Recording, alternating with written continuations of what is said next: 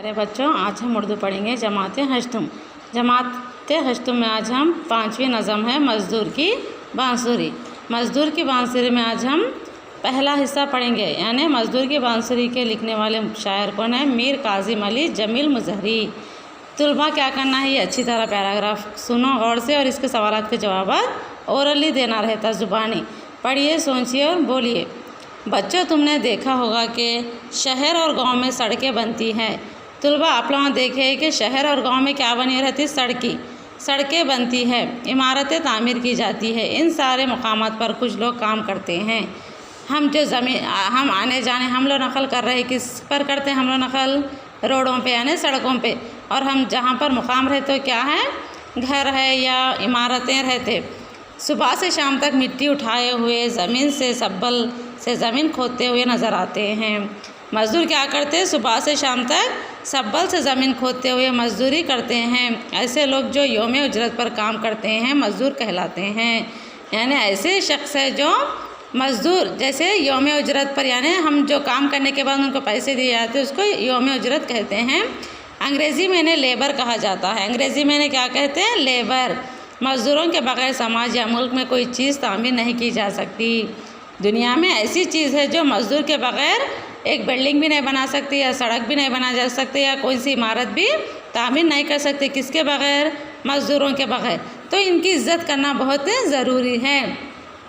इन्हीं मज़दूरों ने मशहूर ज़माना अजंता एलोरा की मूर्तियाँ, हैदराबाद का चार मीनार, दिल्ली का लाल किला और आगरा का ताजमहल और इलाहाबाद कसर बाग बनाया है, जिन्हें देखने के लिए दूर दूर से सियाह आते हैं।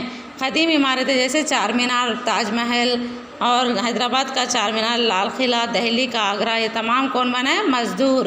मज़दूरों की वजह से ही आज ये तारीख़ी इमारतें दिखाई दे रहे हैं बहुत ही खूबसूरत अंदाज़ में। इसको कौन बनाए? मज़दूर।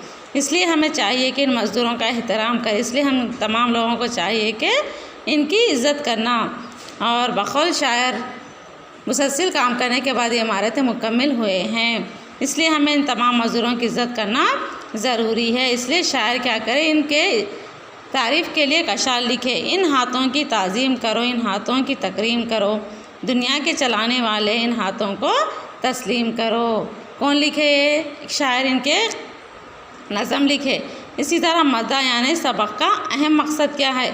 इस सबक का मकसद है कि तुलबा में मेहनत के जज्बे को उजागर करना, यानी तुलबा में मेहनत करने की जुस्तजू और लगन होना चाहिए। शायर इस नज़म के ज़रिए तुलबा को ये बताना चाह रहे कि मेहनत के जज्बे को उजागर करना बहुत ज़रूरी है, और मेहनत करने वालों की कदर करना, इज़्ज़त करना बहुत ज़रूरी है। और मेहनत से जी ना चुराने की तलक़ीन करना। तुलबा हमको इतना होमवर्क है, इतना पढ़ना है, इतना लिखना है, बल्कि मेहनत से जी नहीं चुराना चाहिए। जितनी मेहनत करे तो उतनी कामयाबी हासिल होती है। इसी तरह यहाँ इबारत पढ़ने के बाद चंद सवाल दिए गए हैं। ये इबारत किसके मुतालिक है, यानी किसके ताल्लुक़ से है? ये मज़दूरों के। दूसरा सवाल, क्या मज़दूर के बगैर किसी का कारखाना, फैक्ट्री का चलना मुमकिन है? नहीं, क्योंकि उनके बगैर कौन सा कारखाना, इमारतें भी तामीर नहीं हो सकती। तीसरा, मज़दूरों की क्या अहमियत होती है?